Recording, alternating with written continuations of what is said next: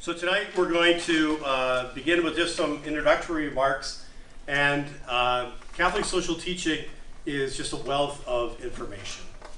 It's a beautiful part of our teaching of the Catholic faith. It is part of the Catholic faith. It's part of the magisterium, the teachings of the church. And so we're only going to scratch the surface here. And as I told the 4 o'clock group, I studied this in the seminary many years ago. And I read it from time to time in preparation for homilies. But to come at it systematically is new to me. And so I appreciate the questions, but you may hear back from me. That's a really good question. I need to get back to you. Okay? So I'm happy with the questions, but I certainly don't have all the answers. This is not what I would consider one of my strong suits, but it's very, very important to the life of every Catholic, to the social good, right? And to all people of goodwill. So we'll be learning a lot of this together. So tonight, just some opening remarks about what Catholic social teaching is. So hopefully everybody can see the slides. This is this is how the catechism, so that number up there to the left, 2422, that's corresponds to the catechism. And everybody should have a catechism in your house along with the Bible. This has all the teachings of the church, and then it has notes in here about where you can go for information about it. But this is so important when people say, this is the teaching of the church, and you go, that doesn't sound right. And to go back to the catechism, very helpful document. It sits right next to my desk, both here in the office and at home. So 2422, the Church's social teaching comprises a body of doctrine, of teachings, which is articulated as the church interprets what's going on in the society. And so it takes the gospel, right, the scriptures, and interprets them with the help of the Holy Spirit to say, how do we respond as a people, as a church, to these particular issues? And the more we know about it, the better we are at putting it into practice. Most of the social teaching of the church comes from papal documents, right? And the first papal document that we consider social teaching is Rerum Novarum, issued in 1891 by Pope Leo XIII. And he saw the Industrial Revolution changing the way that society organizes itself and works. We had been very agrarian cultures, and now all of a sudden we have industry. And so the Pope saw some of the situations developing. What do we do with child labor? What do we do with overtime? How do we treat workers? What's private property? How does the church understand that? And profits, and all of those things. So the Holy Father issued Rerum Novarum, and now there's been popes since then who have written, okay, what's Rerum Novarum look like now? So Pope John Paul has wrote about it 100 years after Leo XIII. So most of the Catholic social teaching comes from the words of the popes, but there's also been documents issued by bishops' conferences. So the American bishops have written about war and peace, about economic justice, about racism. So all of these issues that touch on the human person and on human society. But mainly it's issued by the popes, and there's lots of it. Father? Yes. It's just interesting that it's the first one's in 1891. Mm-hmm. It took a long time. Well, it took a long time. Well, we'll get into why it took so long, but remember that most people are not literate at the time until, a couple hundred years ago. And some of these ideas that are developing through labor are raising new issues that the church has never seen before, never considered before systematically. So And there really aren't a whole lot, even after that first one. It takes a while for this to really spread, as it were, and to the Pope starting to talk on different topics. But yeah, the church is founded in 2030, or in the year 30 or 33, and now 1860 years later, the popes get around to writing about it. But we're going to talk about how the fact that much of our social teaching, all of our social teaching really is based on the scriptures. And so we have that as a sense. We've had social teaching all along. So I'm going to skip one and then come back.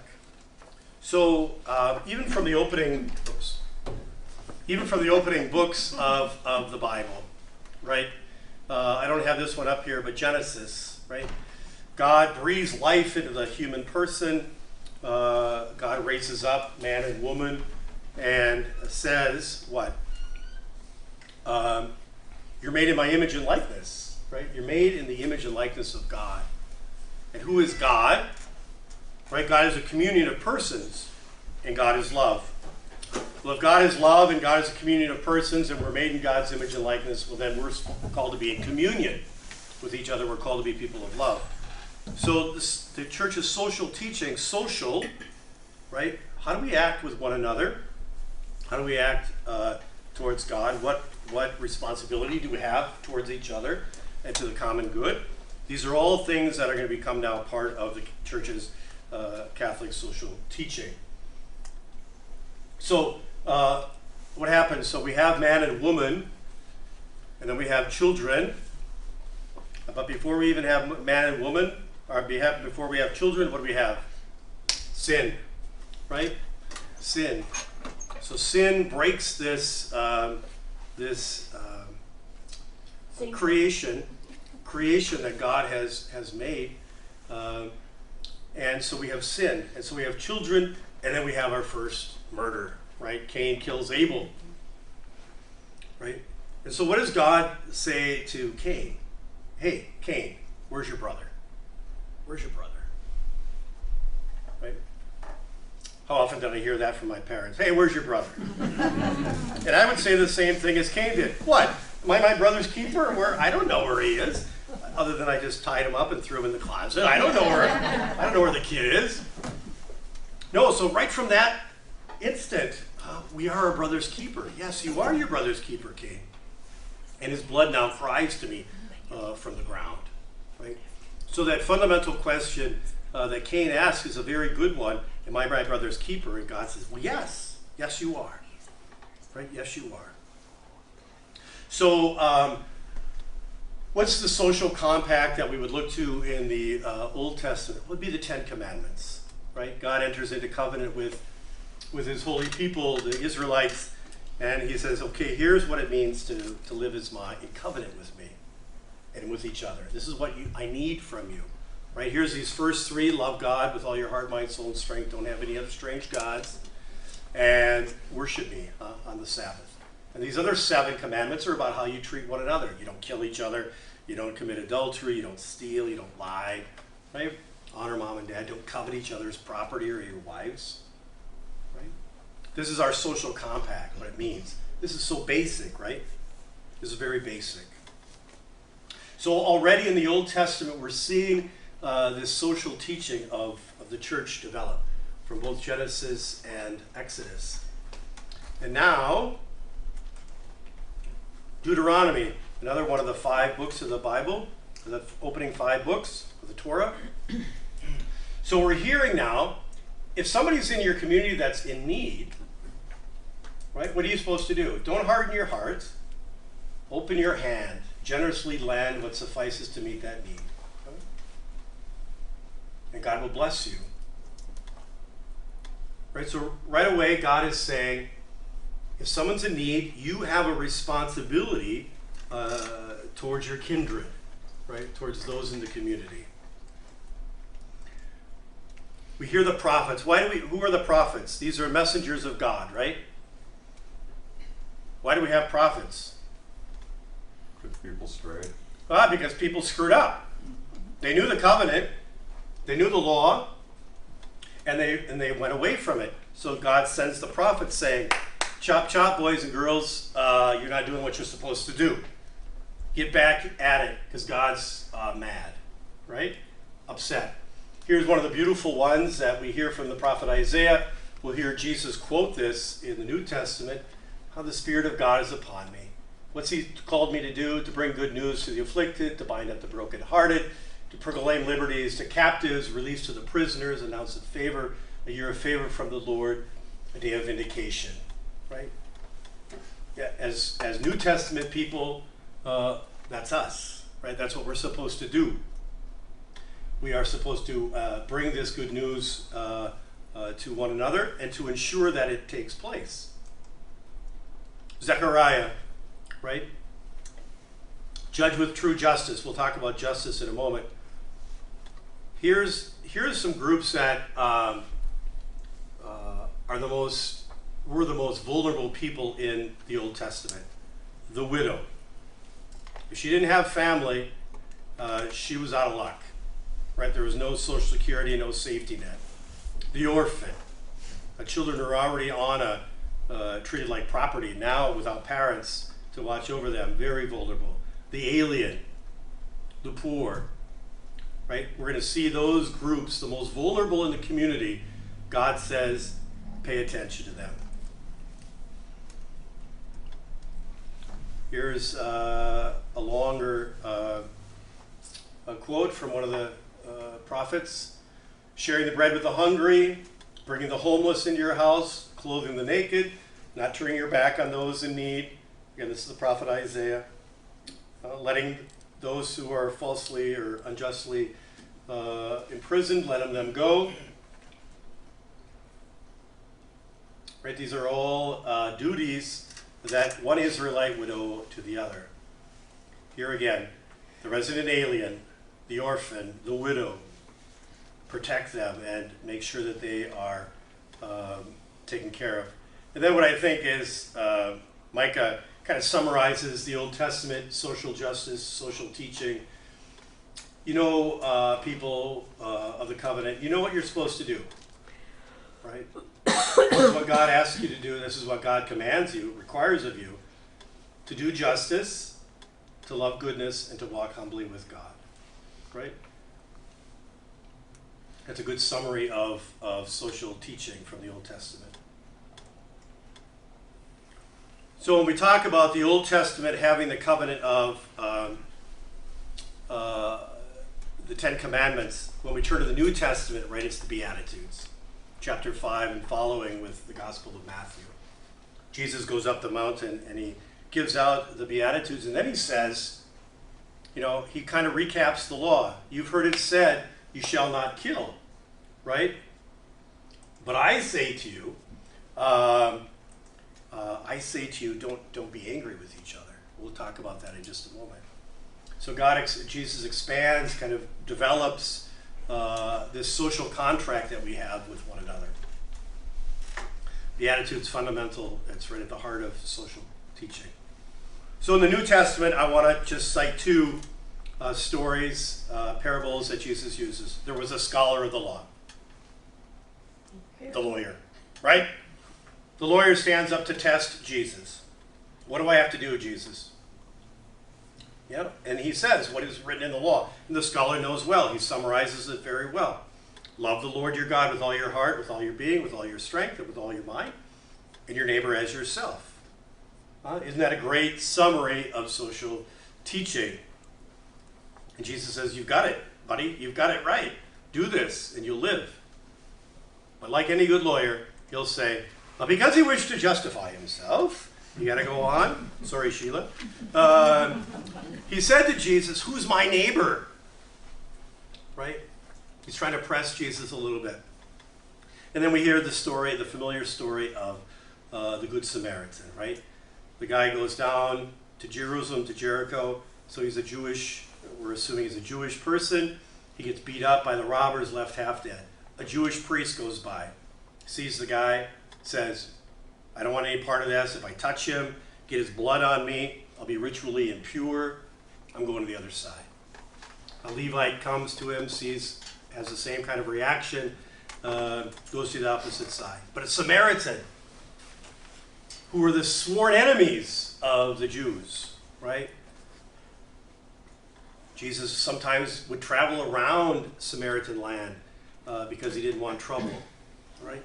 The Samaritan sees the Jewish man beaten and lying there, and he's the one that stops.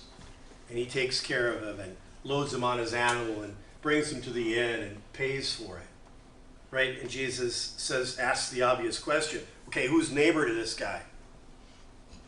And the lawyer says, well, the one who treated him with mercy. Now go do it, right? Go do it. Right, so our neighbor, right, is anybody who's in front of us in need. Doesn't matter if they're Catholic. Doesn't matter if they're from White Bear. Doesn't matter if they're white or black or Asian. It's the person who's in front of us. That's who's our neighbor. And then, of course, Matthew 25. When I was in the seminary, I loved when the teachers gave us the questions ahead of the test. Here's 15 questions that covers all the material that we've studied this year, right? I'm going to ask you five of these. Well, so you were required to study all 15, right? Or you could hedge your bets, pick 5 and hope for the best.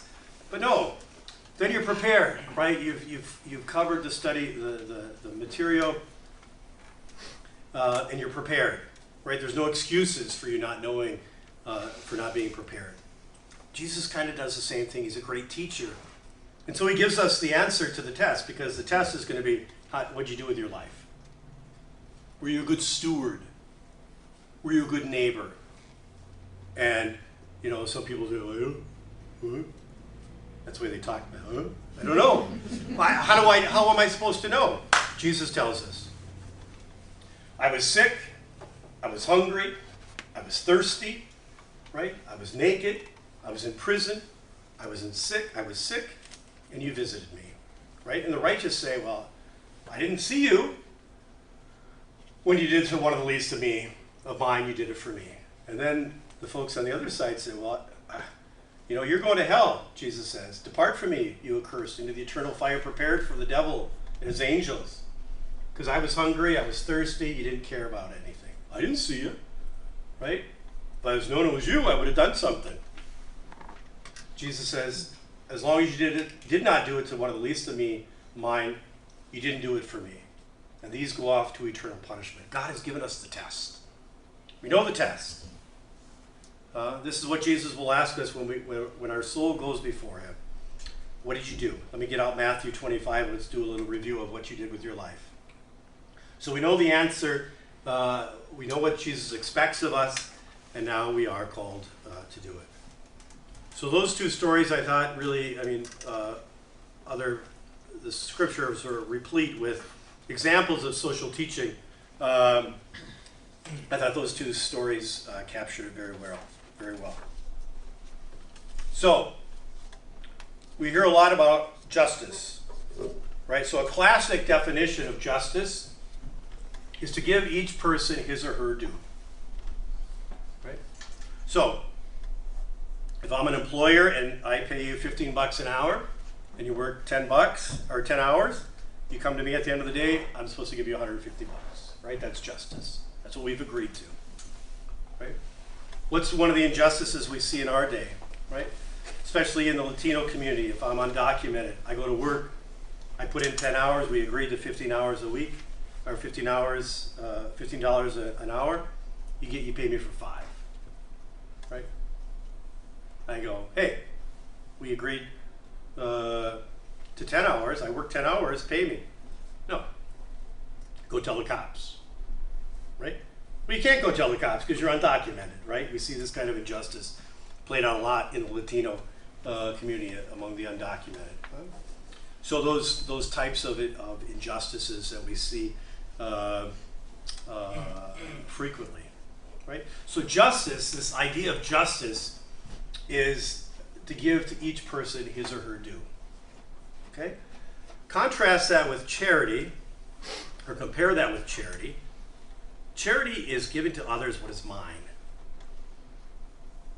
Right? Justice means people get what they deserve or with what's coming to them. Charity means they're getting a little something else, and it's coming from me. It's coming from what's rightly mine, right? It's coming from what's rightly mine, and so there's a little sacrifice there, right? We got into a discussion about charity and justice at the 4 o'clock session. Somebody asked, isn't it easier to do charity? Right? It's easy to give money than to work for justice. Right? How hard it is to change institutions or cultures that are unjust. It's easier just to give people money. Right? And so we got into a conversation about that if we're just giving people money because we don't want to deal with the justice, maybe we're not doing really Catholic social teaching. Right? Sometimes we give money away, oh, good job. Right? But the people are still in this very unjust system. Right? So it is harder to work for justice. But even our charity should move the ball a little bit. Because we have some structures, lots of structures that are just unjust, right? And so we have to work to reform them, but we also have to care for the person right in front of us, right? The bottom line of Catholic social teaching is we are social animals, right?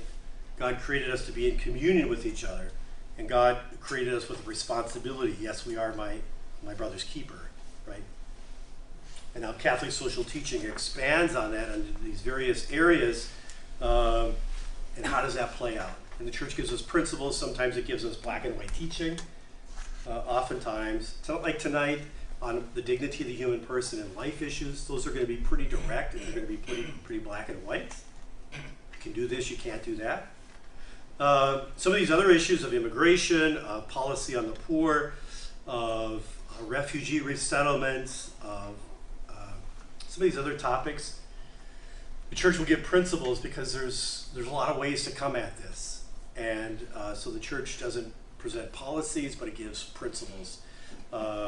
And it leaves us, the people, along with our legislators, to come to the best possible solution. Other question on Yep. justice? Yep. You know, there's a parable about the person who owns the vineyard and the people who he makes the agreement with, the people who start at 8 and the people who start at 10, and now, you know, and he basically pays them all the same, depending, irregardless of how they work. How does that relate to justice? And Okay. So we have, let's say we have 4 different workers. One starts at 6 in the morning, one starts at, let's say 3 workers, it's easier. One at 6, one at 12, one at 6 p.m. One works for, 13 hours, one works for 7 hours, one works for 1 hour. And the landowner says to the one given 13 hours, I'm gonna pay you $10 an hour, right? So at the end of the day, he pays him $10 an hour, right? So the one who started at noon, he agreed to give him $10 an hour, but says, well, I'm gonna give him, $20 an hour. He makes the same amount. And the guy who came in last gets as if he worked the whole day, right? Is it unjust? And that's the question that Jesus puts to him. Is it unjust to the first guy? He paid him exactly what they had agreed to, right? Yeah. That guy is ticked off. He thinks it's unjust, but he got exactly what he had agreed to. It seemed like a fair wage, otherwise the guy probably wouldn't have worked. The fact that the guy was charitable, can I use my money the way I want to use it, right? I would say that's charity. Because justice would say he pays the guy for 1 hour, he pays the other guy for 7 hours, right? That's justice. He decides to pay more than that. That's charity. Okay. That's love. He probably says these guys, they need money for their families, right? Regardless if they worked 6 hours or 1 hour. So this man out of the, and that is this not an image of God, right? Right? Whether we come to the game late or we've been here the whole time, the reward is supposed to be the same, or is going to be the same. So it may not seem like justice in our eyes, but in God's eyes, the guy got exactly what he bargained for. Yeah. So again, Catholic social teaching about how we respond to each other and how we treat one another and what our responsibility is towards one another and to God. Okay? So that's, again, that's so very scratching the surface, but I'll take questions before I turn to the first pillar. Just about general. So how do you define justice then? Is it strictly on the basis of faith, or is it faith plus civil law or something like that? Or well, of course, what we'll do you use do when civil you law conflict? to help promote justice, right? So every person has dignity. Every person is entitled to food and shelter and those types of things. So as a matter of justice, everyone's entitled to that and should receive that, right? And we look to the government to do a lot of that, right? In the United States, the church does a tremendous amount of this, but back in Jesus' day, the government's not going to do that. They see one another as doing this, right? That's the covenant. That's the contract that they have, that God wants them to have with each other, and that's the contract God wants us to have too, right? That we should be attending to these needs. Some of these are beyond us, right? That they need a government safety net, or they need like health care and Social Security and those things. But many of these things we have a responsibility to do, and we have a responsibility to encourage our legislators to make sure that this work gets done that we can't do individually. So kind of like the Catholic Services Appeal. I don't know why that just came into my mind. Get your envelopes. No. Right. We have a seminary to form priests. Right. That's not the job of our parish. We can't do that by ourselves. But that's something that we owe to the whole church. Right. So we have a responsibility to pray for vocations. We have a responsibility to support the formation of priests, but we can't do it by ourselves. We need everyone to, along with the archdiocese, to help with that, right? We can't, individually, we can't ensure the hospitalization or the health care or the housing of everybody, but we can work with our legislators and ensure that these things get taken care of. And when that person appears in front of us who needs self right now, that we can do that. So we have to look. We're going to get into rights and responsibilities in the next session, so this will come up again, because we all of us do have rights as human beings, but we also have responsibilities as human beings, right? We have to look for work. We have to try to work, and so we'll get into a little bit more of that next time on rights and responsibilities. But these are these charity. Everybody's due justice. Charity, we're all called as Christians to be charitable. You can't have charity without justice, right? And justice alone is not enough for the Christian. We have to go beyond ourselves. Okay? Other questions? Good to see our young people here, right? Everybody looked at you.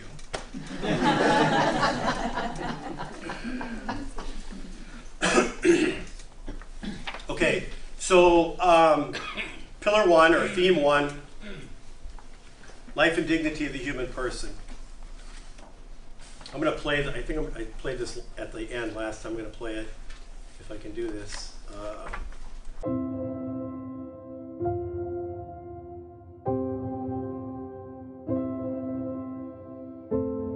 Children bear the image of their parents both physically and psychologically and spiritually, so in all those ways they are representative, if you want, of their parents.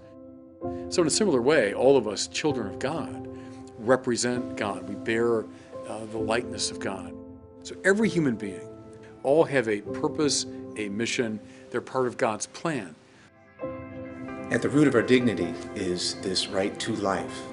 And the right to life extends from conception to natural death. It applies to us across the whole of our existence.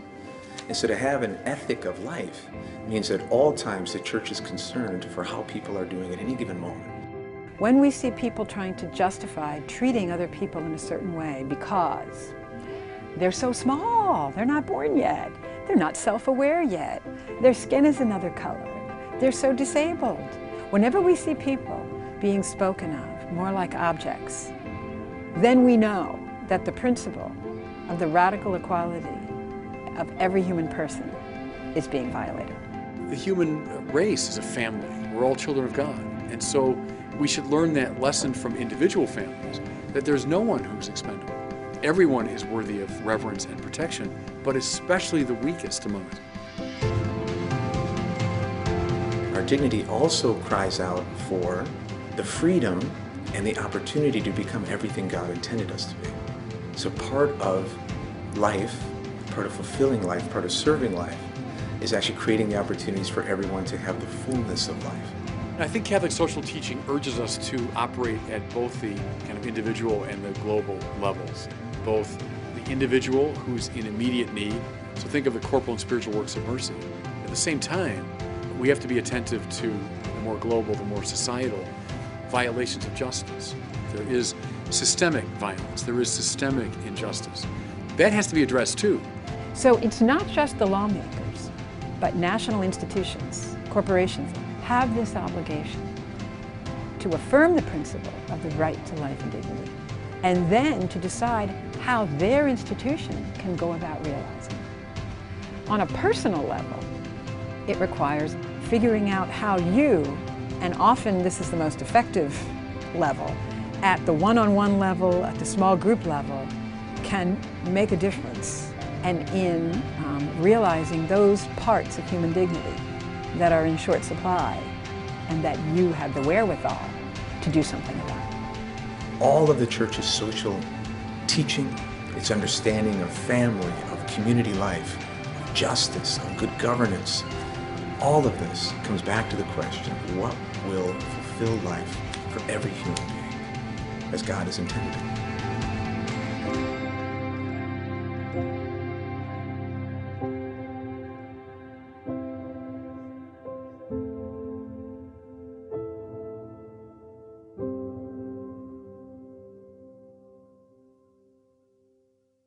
Some of the themes that we've already talked about, the dignity of the human person, that's fundamental. That's where we've got to start. And our responsibility to each other and to ourselves. Okay? So let's start there. So the first pillar is life and dignity of the human person. And again, all of this is going to, it begins with who we are as human beings, right? Made in the image and likeness of God, made for communion, made for each other, right? So Jesus takes it to a new level, right? So we're going to talk about murder now, or killing, the dignity of the human person. So Exodus, we hear the 5th commandment, you shall not kill. Boy, Ralph, you really, I don't know why people, let's see. We hear Jesus, the Old Testament, thou shalt not murder, or thou shalt not kill in Exodus. But Jesus says, you know what? You've heard that, that's the law, but you've got to do better than that, right? Whoever is angry with his brother will be liable to judgment. Whoever says raka, calls in name calling, will be answerable to the Sanhedrin. Whoever says you fool will be liable to fiery Gehenna. So Jesus is not taking away the commandment, he's just expanding it. Anger, hatred, that also falls under the 5th commandment, right? So when you come to confession, you can say, I violated the 5th commandment, right? Hopefully the priest doesn't look at you like, oh boy, I got one coming here. But you can say, I didn't kill anybody, Father, physically, but I killed, we killed people with our words, by calling them out or calling them names, right? So Jesus takes us to a new level. So now I'm gonna this next series of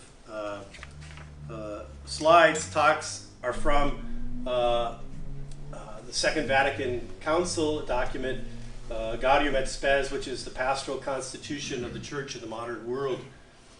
And so this is one of the passages.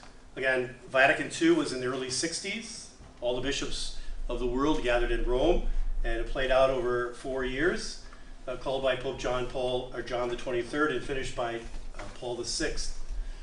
And I love this line, the third line, where it says, we have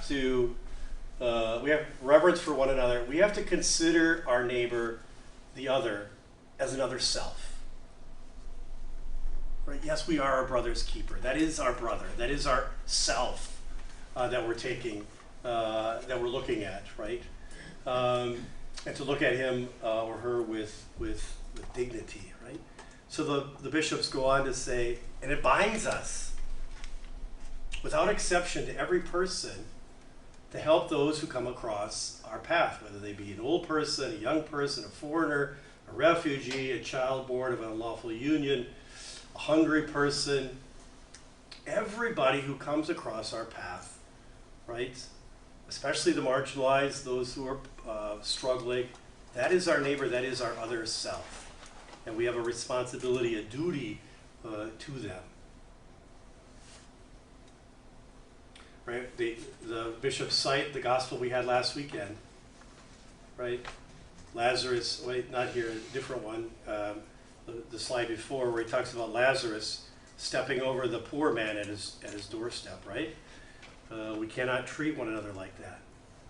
So then the bishops go on in that same paragraph, 27, and then lists the things, these very vile attacks against the human person. Willful murder, genocide, abortion, euthanasia, willful self-destruction, whatever violates the integrity of the human person. Goes on, mutilation, human trafficking is in there, subhuman living conditions, arbitrary deportation, imprisonment, prostitution, all of those things. Those are, come on down here, those are a dishonor to the Creator, to God. I'm always struck by this line, they do more harm to those who practice them than those who suffer from the injury. That really struck me at the 4 o'clock session. We read about people, we see the people coming across in rafts, losing children in the water. We see human trafficking victims treated like animals. And the bishops say, they do suffer greatly, right? They suffer greatly. But the ones who do it, they suffer worse. That's something to ponder, right? They have to still answer to God, right? They've lost their soul. So I want to take these topics that the bishops give us and under this first pillar and talk about direct attacks against the human person. Homicide, obviously the 5th commandment, unlawful murder or cooperation in murder, right? Anything to do that brings about the death of another person. So I gave some examples from my earlier career, and one that I gave, I had a Good Samaritan case down in Miami, and two people, a 17-year-old, 16-year-old I think at the time, and an older guy, maybe in his 30s. They go to the Safeway or to the grocery store, and they see an older lady coming out with her purse, and they rob her, and she fights back and screams. The guy that's doing the gardening runs to her help. The young guy, 16-year-old, pulls a gun, shoots him, jumps in the car, and they drive away. right? We catch the young kid, he immediately gives a confession. And in one of the few cases, the cops told me, one of the few cases where we flipped a shooter to get the driver, right? Usually we could, well, we don't, it's not that we don't care about the driver, but usually we want to hold the shooter most responsible. But I knew from visiting with this 16-year-old that the more guilty person in this was the adult, right? So we flipped the kid against the adult. They both went to prison. They were convicted. It was one of those great trials that you dream about. The guy says, I couldn't have done it. I was at work. And I called the guy at work and I give you his time card? Yeah, he wasn't there that day. Oh, please come and testify for me. You weren't there that day. You can't handle the truth. Guilty, yay. Right, so anybody who cooperates, so the driver, he didn't shoot the lady, right, but he drove. He cooperated in this in the shooting of this Good Samaritan, right? On the other hand, we have cases that are a little closer, right?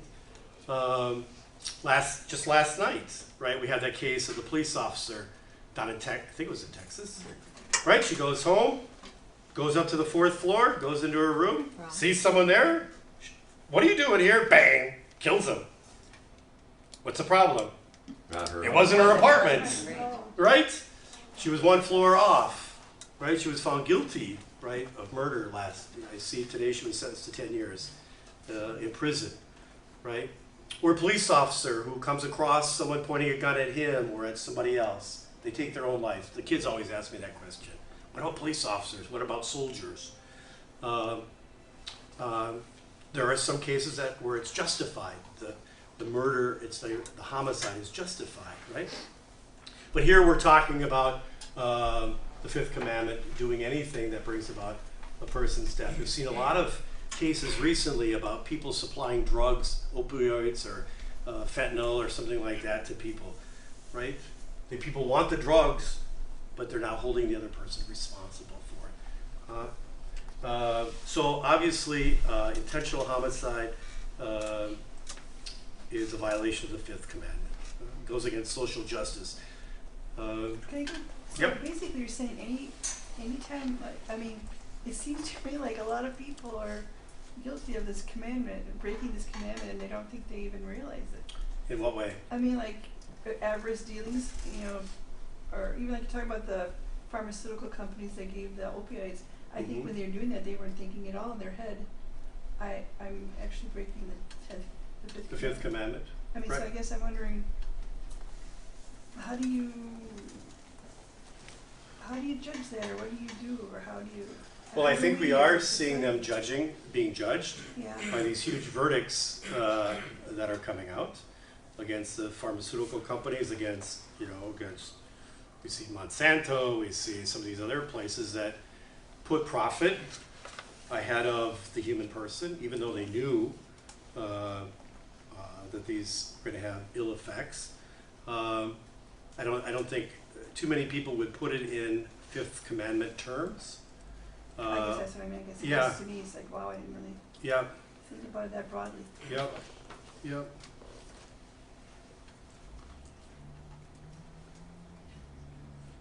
Okay. So then, capital punishment, right? So it used to be, or it's been the teaching of the church for 2,000 years that a state, a government, has the right to put to death certain people, right? After a fair trial and finding of guilt, and someone, even in the United States, it used to be for not many, but a handful of crimes were eligible for the death penalty. Now it's usually just down to a few where there's been a taking of a life, right? Or treason. The idea is that for the safety of the community, we need to take this person out, or because of the great injustice that has happened, there has to be a remedy. That's been kind of some of the thinking along here. when Pope John Paul rewrote the Catechism, they changed the thinking around the death penalty. So the last line here now, he says, basically, we have advanced enough as a nation, as nations, to lock people up and keep other people safe from killers. So the death penalty is rare, should be rare, if practically non-existent in our day. All right. So he never said it's unlawful to use the death penalty. He still held that out as a possibility, but especially in advanced countries where there is prisons and to hold people, that this would be rare. In last year, just about this time, Pope Francis seemed to change that teaching, and I said seemed to, which I'll talk about in just a moment. He said in light of the gospel that the death penalty is now inadmissible because it's an attack on the inviolability and dignity of the person, right? And so the church works with determination for its abolition worldwide. A lot of people, really smart people, said, well, he's obviously changed the teaching of the church, that no longer is the death penalty ever permissible. Other really smart people said no. He's just really restating what John Paul said, but just again emphasizing that that it should be very rare. And the reason those people say that is because of the way he wrote it, and because of the document that he used to issue the change.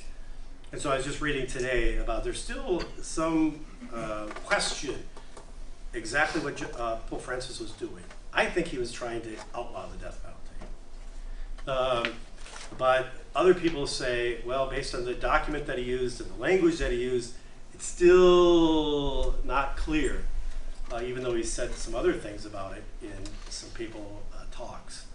So people on both sides of this argument say that it's unclear. Others say, clear to me. So we'll see how that unpacks. But he did make a change. Father, is there any, I don't know how to put it, recognition or dealing with maybe if they find it's just pure evil?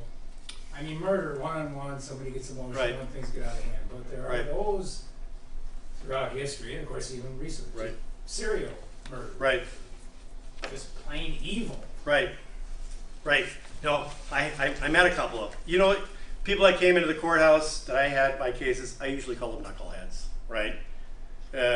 They knew what they did was wrong, and they were trying to make a quick buck. They stuck a gun in somebody's face or tied people up and took their money, right?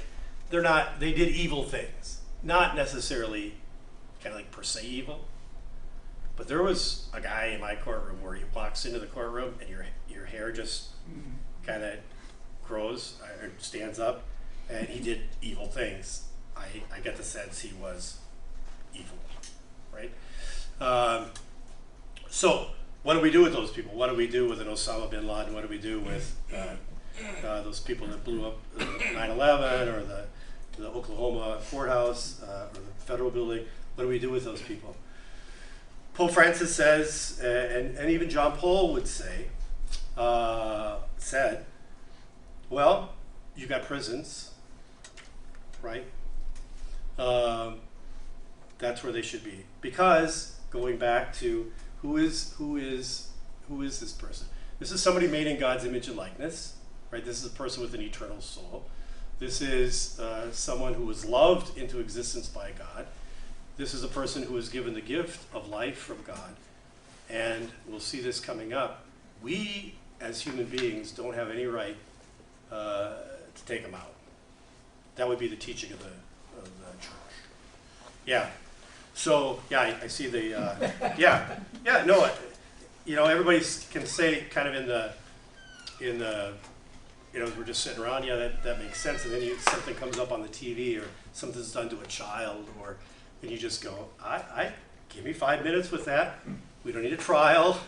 We'll save the taxpayers a lot of money, and the guards don't have to worry. I think there is that, an eye for an eye and a tooth for a tooth. And I think the popes have said that's not who we're called to be. Yeah. Could I just ask if Pope Francis, if people, you got two different, can't they just ask him to clarify it? Well, people have asked Pope Francis about a lot of different questions, and he hasn't answered a lot of them. I think part of it, I think this is a very Jesuit thing. He wants to kind of let it kind of work itself out. Maybe we can come to a better answer, a more fuller answer. I think that's kind of a Jesuit thing. I know it's frustrating for people. Because there are questions, and this might be one of them, that says, well, is it or isn't it? And I think part of his approach is, well, let's tease it out a little bit. Let's come at it maybe from a different angle. It can be frustrating for people who say, well, did you change that or did you change it? How do we apply that now? Yeah. The death penalty is inadmissible. I mean, Right. that's pretty clear to me. Yeah. But because- inadmissible to what? Because everybody, like you said, is made in the image and likeness of God. We Right. all have souls, are all people, regardless of how evil Right. somebody is. Right. Are we to take someone's life? I Right. mean, that's you're breaking a commandment there then too. Right. I think that's how one side would see it. But again, the language he's used, and he didn't change in the preceding paragraphs that said it was okay. He just added he just rewrote this last paragraph. And so that to some people says, well, he's not really changing the justification for it in those limited circumstances, but is saying that we should do our best to abolish it. So again, I thought when he did it that it was pretty clear that that's what he was trying to do. But a lot of these people who I respect and I've read on both sides say he should have been more clear about it, or used a different document. He's kind of like Jesus. Jesus never said point blank, this Yeah. is what you're supposed to do. Yeah. He Yeah. gave you a parable, Yeah. and you're supposed to interpret Yeah. that. You know, Yeah. it's never a here you go. It's just, I mean, it'd be great if we all had a list of things we just had to do. You know, Yeah. it doesn't work that We still way. wouldn't do it, but I think that's right. I think he's trying to make us think and to tease these things out.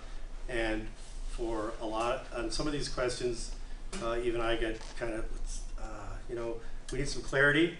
But I think that is it's a very Jesuit thing, I think, to try to tease these things out a little bit and give us some more discussion and more possibilities, and then come to a fuller understanding. Yeah. Let's see, on your previous slide there was a couple of words that jumped out at me, and it was following a fair trial. Mm-hmm. And it just seems to me that if you accept the death penalty as a reasonable outcome of this, Mhm. if we add it all up and the plus column exceeds the minus column, then there you go. Mhm. The rule says off you go. And at that, there's no do-overs. I mean, Right. that's a human process to do the Right. fair trial thing. And Right. I mean, how many times have we read information comes out after somebody is thrown in jail or put on Right. death row, or whatever it is, that indicates they didn't get a fair trial. Right. Then, and since there isn't any do-over, it Yeah. seems to me that it should be more. I don't even know if I go along with in rare circumstances. I Yeah. almost think it has to be. We just don't do that. Yeah. I think that's what Pope Francis wants to say. I think that's what he is saying. I don't think he was, at least from some people's perspective, he wasn't as clear as he as should have been, or could have been, or needs to be. Because it has been the teaching of the church for 2,000 years, and so it's hard to say that God did permit it, right? Which we've said for 2,000 years, and then say, well, God doesn't permit it. But we do that. We've done that before, like for slavery. Well, It was permitted. it was permitted. And they said that he not permitted. I mean, Yeah. what does happen? Yeah, I wouldn't say that, but slavery as as was practiced by Paul, and those people a little slightly different from us, but I would say there was never any church teaching that says it's permissible. Okay. And here that we've said for 2,000 years, yeah, you can do it. God permits it. But now we're saying, no, God doesn't permit it. Well, what about what we've said for the past 2,000 years? So it gets into that's why some people are kind of resistant to the idea that he changed the teaching, that this wasn't just a development of doctrine that we see take place. This is a change. And so in keeping with the church, that's why they're a little resistant to saying that this is what he really means. But so a part of the fifth commandment is abortion, right? And as we heard in the video, and as we've said many, many times, a life begins at conception, and we've seen recently a lot of attacks on this life in this area. We have people testing for disease. We have people aborting because one's going to be Down syndrome. We've got abortions being allowed even at the last moment. Some would suggest that people have suggested or believe that we should have it even after the baby is out on his own or her own. So this is still a very active area of concern. We've seen recently that the number of abortions are down, which is very good news. But there's still, I forget what the number was last year, it's quite significant. Father, when it comes to abortion, do you think as a society, questioning you as both a lawyer and a priest, do you think abortion as a procedure will be outlawed, or do you think there's more hope in the law defining when life begins? If it's defined as at conception, then that person now has the rights and privileges of any other citizen. Right. You cannot murder them unjustly. Yeah. Abortion is a procedure. Right. I would hate to venture into that quagmire. When you say a baby is a person, right? At conception, then we have a whole lot of issues developing in Right. property law and Right. all sorts of things. We would hope that it would change because of individual hearts, right? That's where it has to. That would be the best solution, right? That we would all say, we would all come to an agreement. Hey, that's a baby, and we can't end that life, right? That would be the best. I don't think we'll ever have, whether the law changes or not, we'll never have agreement, right? This will always be a divisive topic. So the best I think we can do is, it would be great if the law would be changed, but even the outreach to those who have had abortions, that has to be at the front of the church's life, to care for those who have been impacted. Such beautiful moments I've had with folks who have gone through an abortion and now recognize what they've done and really repent and really come to a place of healing, right? That has to be part of the church's mission. We can't just be condemn, right? We have to be there for options for people. And we have to be there when the baby is born, right? If they decide to have a baby, we need to be there to, whether it's adoption or supporting the mom or supporting the family. The church can't just say one thing and then kind of walk away on the other, right? And we get accused of that. I think the church gets accused of that, but I think we do a much, much better job than people give us credit for.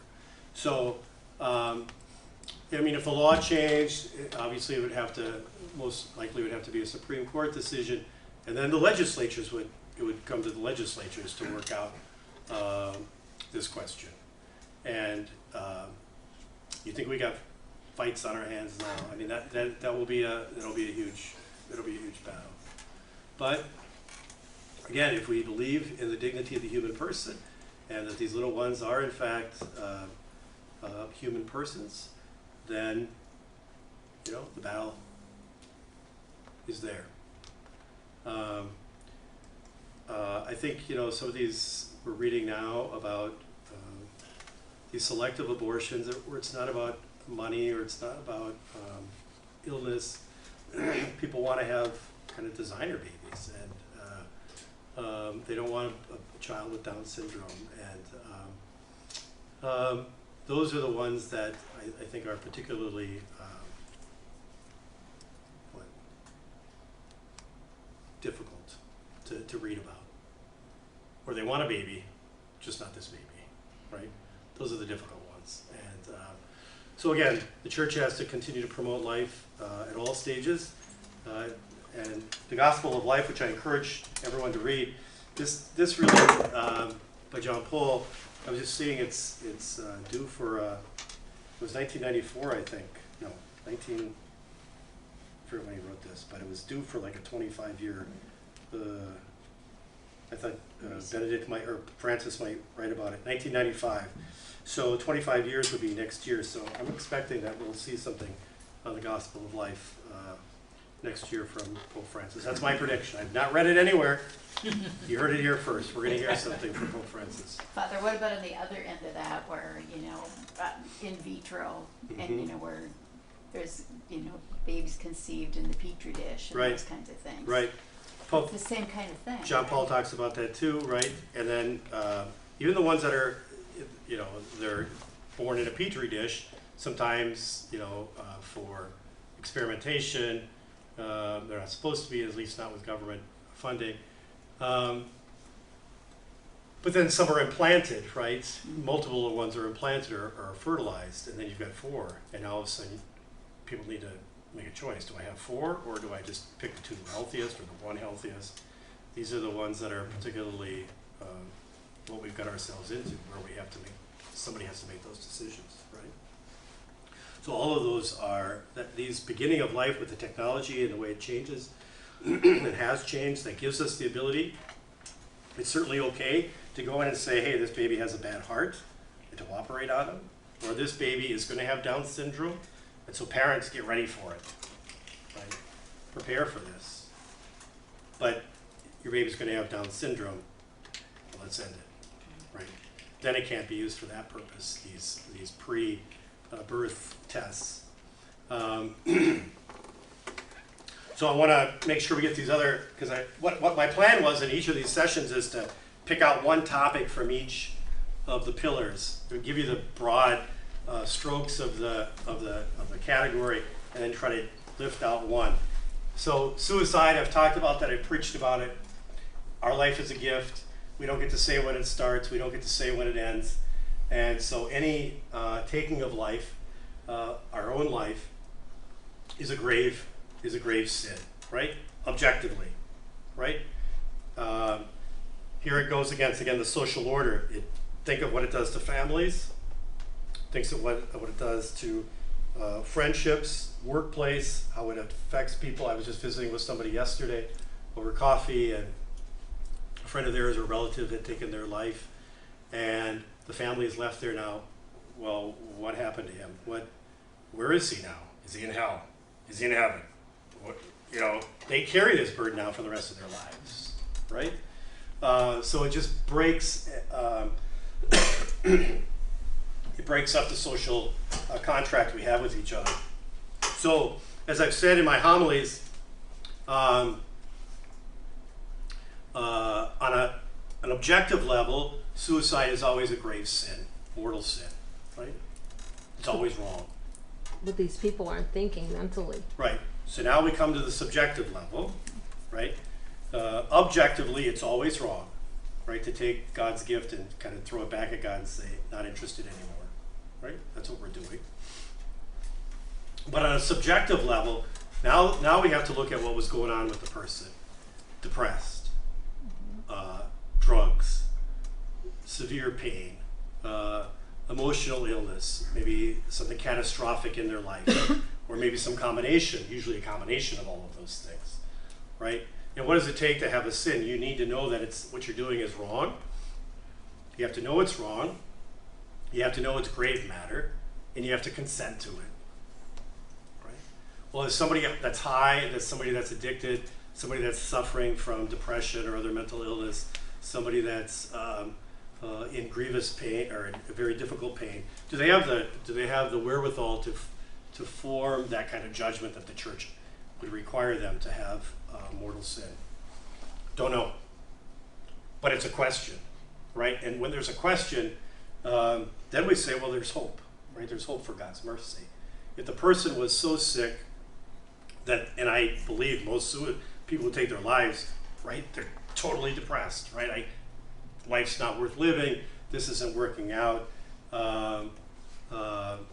So I'm going to take my life, right? But because of their mental illness or their disease or their addiction or their pain, they can't really form your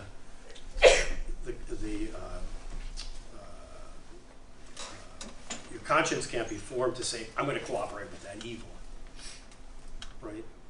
And so the church says, well, if we can't, if we don't have the wherewithal to form our conscience that way, where we know, even though we know it's wrong, we just don't have the willpower to resist the temptation, the church would say, well, his culpability or her culpability then is lessened, right? And maybe to the point where they would still be responsible for it, but not in the same way as if they entered in it with all their wherewithals. So in that case, the church would say, in the old days, if you committed suicide, you couldn't get buried in a Catholic cemetery, right? You'd get buried outside the cemetery. Now we know a lot more about mental health, about how addiction works. We know about the frailty of the human person. And so we never say, well, they committed suicide. Sorry, your loved one is in hell. We never say that. We say, we don't know. But we have a very merciful God who desires us that we live with him forever. And so say prayers, do acts of penance, have masses offered for them, pray for them, ask God for mercy. We don't know. We don't know. But we don't know, and we have hope in God's mercy is a lot better than saying, sorry, you'll never see them again. So I think the church's teaching on this area has developed as we've learned more about mental health, and so I think that's a very, very good thing. This is where I wanted to talk about the most, because we're seeing this a lot more. Euthanasia, assisted suicide, right? We have, in some countries, well, I think we have 9 states now in the District of Columbia, where it's lawful for doctors, other health doctors, to give drugs to someone to end their life. Right? There's countries in Europe, Belgium especially, the Netherlands, where I think it's really out of control. But here in the United States, it's usually people that they think are within their last 6 months. They have a disease that they know is going to cause their death. Oftentimes they're in great pain, or losing their freedom, right? So the law permits doctors to give them the drugs. The doctors never administer the drugs. It's the person who decides when and where that will happen. Okay, the church would say that that's forbidden. It should be forbidden, right? It's morally unacceptable. And for doctors, they say for doctors who are in the healing business to get into the death business, they say that that's a violation of their Hippocratic oath. And for doctors to actually administer the drugs is equally unacceptable. We've had in Minnesota attempts to have this be part of our law, and we had a hearing this year, I think in September, Didn't make it very far. But this will be around, again, this is, it's framed like this. I think you've all heard the arguments. So we've heard about that our life is a gift from God, that we are to treasure this gift as a good steward, and to use our gifts as God desires us to use it until God calls us home. From the other side, they would say, this is my life. I get to do with my life what I want to do with it, and no one else should get a say. Right? So if I want to kill myself, church, stay away from me. Government, stay away from me. This is my life. I get to do what I want. All right? Of course, that goes against how we started this whole conversation, right? Right? But it's a very, it seems like a very compelling argument because our country is rooted on this. We have these rights, right? And these freedoms, and we believe that we should have the freedom to on everything, including when we die. And but the church and other people of goodwill say no. That undercuts what we believe, and not just what we believe. It goes against, right, the human person, right? I mean, if I poke myself in my eye, I get an immediate reaction to protect myself. There's always the sense of trying to survive. I think I've told this story when I was drowning in the ocean in Miami when I was like 9. I had such a desire to live that I jumped on my brother's back, saying, "We might both be going, but you're going first," right? Because I have that desire to live, right? So this idea to take away our life, to end our life, goes against the human person, and even if the person should ask, right? The Pope would say, and the Church would say, you can't say yes to something that's morally unacceptable. You just can't. And now in Europe, we've seen these. Last week, I think in the Netherlands, there was a woman who had dementia and said at the beginning of her dementia, I want to go out. I mean, I want to be take the pills or have the pills given to me, right?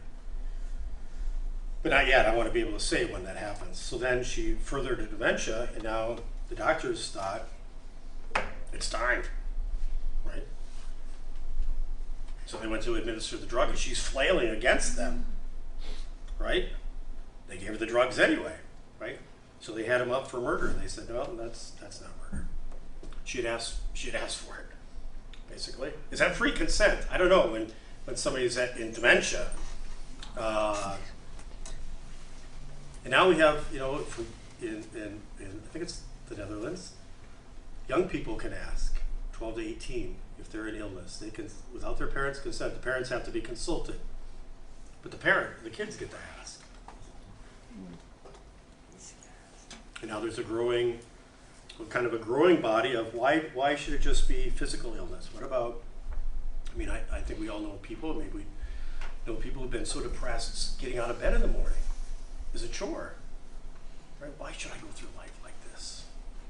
So there's this I forget it's called psychiatric euthanasia now that's developing as this new body of law.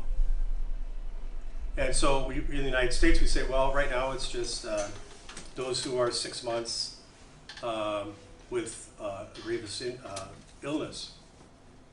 I think that's kind of the way it started in Europe. We can see how this develops, and it's not developing in a good way. Somebody raised the issue earlier at the 4 o'clock session. Well, if this is a possibility, what's your insurance company's going to say? Right? Well, you have two choices. You can take this shot, you're done. That'll be about $500, whatever it is. Or we can keep you at the nursing home for 5 years at astronomical numbers over the nursing home. I don't want to be a pain. I don't want to be a burden to my children, my grandchildren. I guess I'll just take the shot, right? think this is one of the fears of people who are disabled, the elderly, the sick. There's going to be kind of this societal pressure to take the easy way out, the cheap way out. And what's the Pope saying? No, these are our others. These are our other selves. People at the end of life, beginning of life, they need our care. They need our attention. They need our protection. And so I think this is the battle that is brewing already about we've had this kind of this ongoing question about protecting life at the beginning. Now I think it's spreading we're seeing more of it at the end of life. How do we care for, in a socially responsible way, grandma and grandpa? And that's why the statement, the dignity of the human being, is so important to Right. keep that first and foremost, and to Right. hold that right up there. Right. And people would come back and say, well, how dignified is it? Grandma can't get out of bed to go to the bathroom. We got to change her 5 times a day, right? Right? Is that dignified? I totally agree with you, believe me. But this is what people say. Is it dignified for me when I just can't do anything anymore?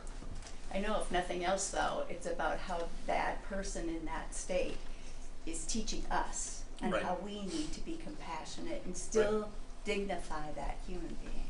I totally agree with you. And I think this is where the church offers a beautiful voice, and that's where I challenge. I mean, I get to teach it, I get to preach it, but you're out there in the hospitals, in the workplace. You're the voters. You're with grandma and grandpa, right? You're in the healthcare fields. Your job is to sanctify, right? My job as priest is to kind of encourage you, right? Gather you back at the Mass, reaffirm the teaching, feed you, and then send you back out to do the very, very hard work of sanctifying the world. And boy, this world, I don't know if you noticed, it's crazy out there right now. It's crazy. It's absolutely, the things that are happening now, we wouldn't have imagined them even 15 years ago. And one of the great tragedies of the many tragedies of the clerical abuse thing is that the bishops have lost their voice, or people don't look to them as a moral authority, and that's exactly what we need. We need some clarity on some of these issues, and we need the bishops to speak as one. And many of them they're either afraid or they just don't have it, and that's very sad. That's very sad because now is when we need them the shepherds need to protect the flock, right? The most defenseless among us, especially, and so we need the shepherds to speak. So we have to pray for them and encourage them, but we have to do our work too, right? So we're going to talk about that next time. We all have rights. We all have responsibilities, right? We have these gifts and talents. We have a responsibility to share them. So, Father, yep. what about the acceptance or rejection of treatments or medications that would keep us Yep. going? Yep. So good. Somebody asked me that on the way out. They said, "Hey, might have to have this treatment. Do I need to have it?" Depends, right? One of the ones I get a lot is dialysis, right? I have to go to this place like 3 times a week, and I might live another couple years, and it's very expensive, and I've got these other issues. The church says we have to have ordinary care. We need to eat, be hydrated. We need to have antibiotics to stave off regular infections and things like that. Do we have to have open heart surgery when we're 90? No. Do we have to have dialysis when we're 80 and we got cancer and we've got to go there 5 times a week at 3 hours a shot? Probably not. Right? That's not killing yourself. Right? That's allowing the dying process to take place. Right? So part of it is our intention. What am I doing? Am I doing something just like on an abortion? If the mom has a cancer in her in the uterus, say, okay, the doctor says you've got cancer, and we got to go to clean it out. it's probably going to kill the baby, right? Okay. So they take out the cancer and the baby dies. Well, what was the intention? The intention was to cure the cancer. What was the secondary effect of that? The loss of the babies. That's not an abortion, right? That's medically okay. That's theologically and morally permissible, right? Same with if I have an infection and I'm a healthy guy, I say, well, I just want out of here, and so I don't treat it. That's morally impermissible, right? But if there's so we change between ordinary care, water, food, hydration, food, antibiotics, things like that, versus extraordinary care, big operations, right? I don't want to have any chemo. My mom said, I did chemo, I did radiation, I don't want to do it anymore. It's only going to extend my life 6 months, and that'd be 6 months hanging over a toilet puking and things like that. I don't want that. Fine. It's going to shorten her life. It shortened her life, right? Morally permissible, right? She just allows a dying process to take place. So those are questions that I like to have with people, and usually when they've come to that decision, if they're asking me, it's usually morally permissible. They've already thought through it, and they have a sense, right? But usually it's about Grandma and Grandpa. Do we need to do this? Is that my bell or what? Yeah. At 8 o'clock? So those are great questions, and those are going to come up more and more often as we live longer, right? About what we need to do and what we can do and what we should do and what's morally permissible. Again, these are areas that we need to...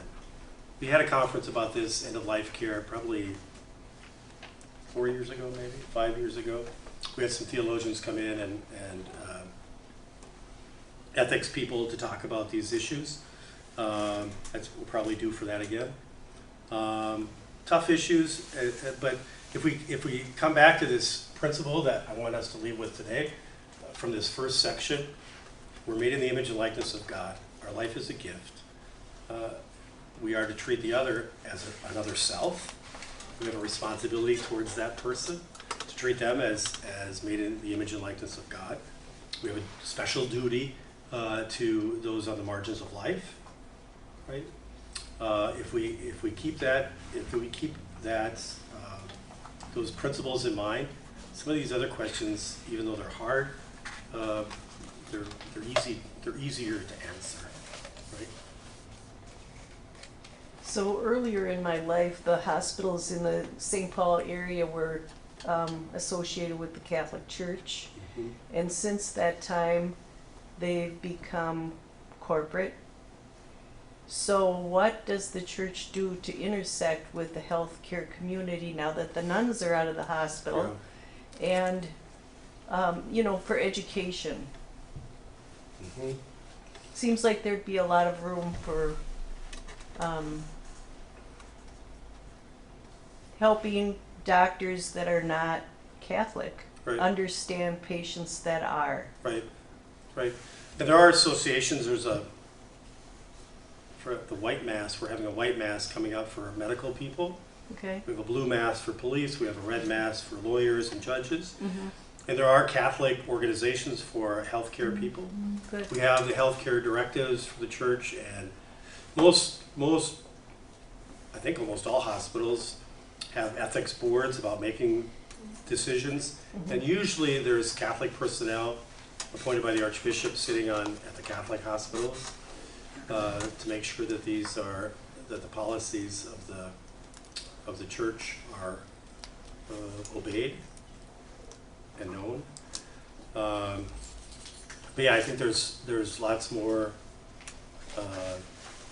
teaching and learning that could go on amongst all of us, because we're all going to deal with this with mom and dad or grandma and grandpa or spouse, right? What do we do? What's permissible? What should we do? What do you want to do? Well, even as a Catholic consumer, it's good to hear that those things exist. I don't know where I would reference that if I wasn't here to ask you tonight.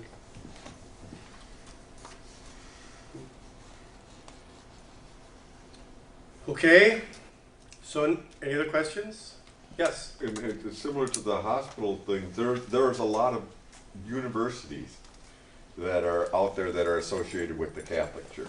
You know, all the Loyolas and the Georgetown, and stuff, all those. But a lot of the teaching that gets done there is in direct conflict with this moral teaching. So, you know, the teachers, there are professors who believe that, you know, abortion to the, you know, last minute is fine, and they Right. teach that to their students. Right. Yeah, so each bishop is responsible for the teaching in his university, in his diocese, right? Not all Catholic universities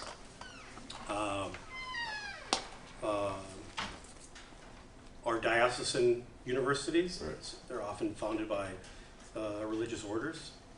And so, but because they're within his diocese, the bishop can has a say in things. He can take away the Catholic label to it. We were seeing a fight like that right now with the high school and the Vatican.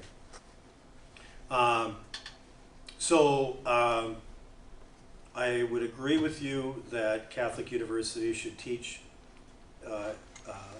It should be clear what the church teaches. It's also a university, though, and so we want to make sure that the young people are also hearing what they're hearing in the culture, right? Catholics have to be prepared to respond because not everything that they hear is Catholic, right, or is coming from a Catholic perspective. So I would agree that the Catholic identity of any Catholic institution is important. There should be something different about it, right? But I think every university would owe it to their students to also present the arguments against the church and be prepared to defend it, right? So, I'll leave it at that. It seems to me that a lot of these issues were just as really as important. So that when someone is elderly, they have the care they deserve, that we as a society provide that kind of care. And almost all these areas, it seems like we fall short as a society, and that's where I think we are supposed to make the difference or Right. stand up for that kind of thing. See, now, this is what happens when I teach twice. I thought I said that. Maybe it must have been at 4 o'clock. So yeah, we have a social compact. We pay taxes, right? We require that we ask the government to provide these safety nets, right? Because we believe that people are owed this dignity of having housing and shelter, or housing and food and health care and things like that. But there is, back in the day, right, this is a recent phenomenon, right, the social net of the government, right? Back in the day, the church would say, no, this is what you do as a community, this is what you do as a family. Now the families were more together, more agrarian. Everybody had to care for each other. Now with people dispersed and the family dispersed, and we look, I think, to government more. And but yeah, we as a church and as individuals have a responsibility to make sure that government is doing what they're supposed to do to make sure that those safety nets are in place, and B, to use our time and talent and treasure to both fill in the gaps and to humanize those safety nets. Yeah, so it's a both and. We look to the government. This is our social contract, right? That we've had with each other. But our Catholicity should inform that and should really encourage our legislators to see the dignity of the human person and to make sure that it's being enforced and affirmed. All right, so next time we'll look at the call to family, community, and participation, and rights and responsibilities. All right, so 4 o'clock or 6:30, okay? All right, everybody, have a good night. Thank you. Thank you. Oh,